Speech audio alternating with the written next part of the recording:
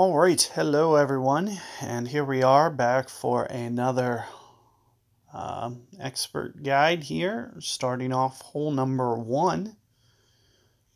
And very similarly to what I did yesterday, you're going to see me do today, and just try to get you revisions. I really don't see any value in really playing this any other way. So, I really do highly recommend that you follow the guide here and just kind of play it out to the right here. And hopefully you're able to, get that albatross or give it a very good attempt on a consistent basis. So what I've been doing, hopefully, is, I have been playing it a little bit more aggressive, trying to get it towards the fairway edge to try to give myself a reasonable chance to hit a rough bump shot. Alternatively, the only other way that you'll want to play it would be more towards the center of the fairway if you don't make it up there far enough to do that rough bump. Now, I do believe that, yesterday I played the rough bump.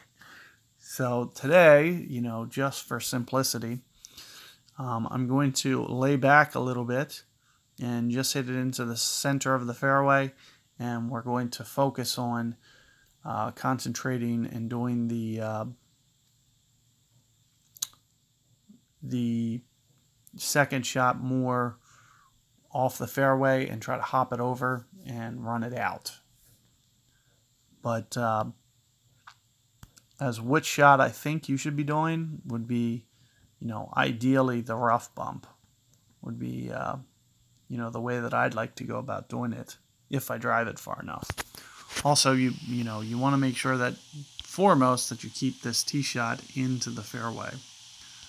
So let me put a POC 4 on. In fact, I'm going to play mostly with a POC 4 today.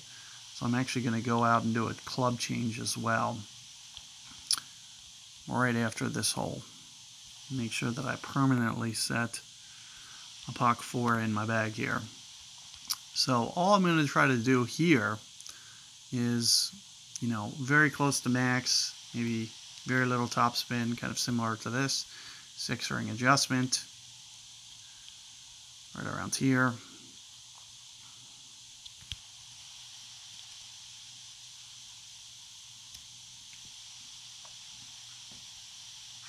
Definitely, bringing in this curl component is going to hit it more into the open part of this fairway.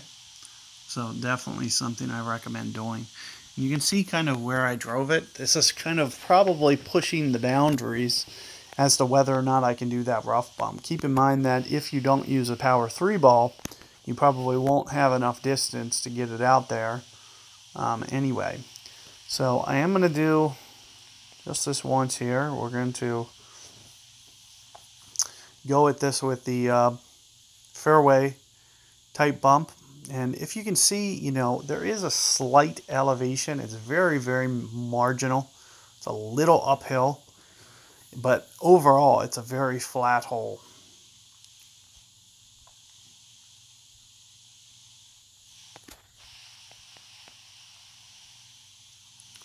So, as I mentioned, ideally I'd go up here towards max club. But we're going to, stay away from that. There's max, there's min, or maybe, 40% club, 7.4, somewhere right in here, 6.2 or so rings. And we're also going to need to offset that ball guide as well. I usually use about a half or so of backspin, maybe somewhere in here. As I mentioned, you got to offset that ball guide a little bit as well. So 6.2 rings from here.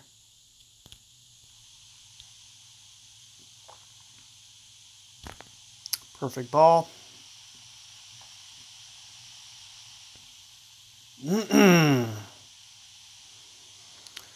it looks like I was able to, help that guy out there get the albatross.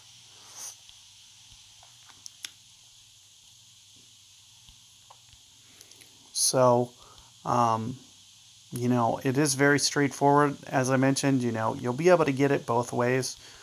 My preferred method, especially, you know, from just looking at the hole, the best way for me is going to be the rough bump. It's going to be a little bit more consistent, but as you can see, you know, especially with the Golf Clash Notebook app here for the Android, it's going to really help you with that slider, being able to get in and figure out the ring adjustment as well.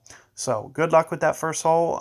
You know, do check out the other tutorial that I gave you guys just so you can see multi perspectives as to how to do it and just kind of figure out what's best for you. So good luck and catch you guys on hole 2.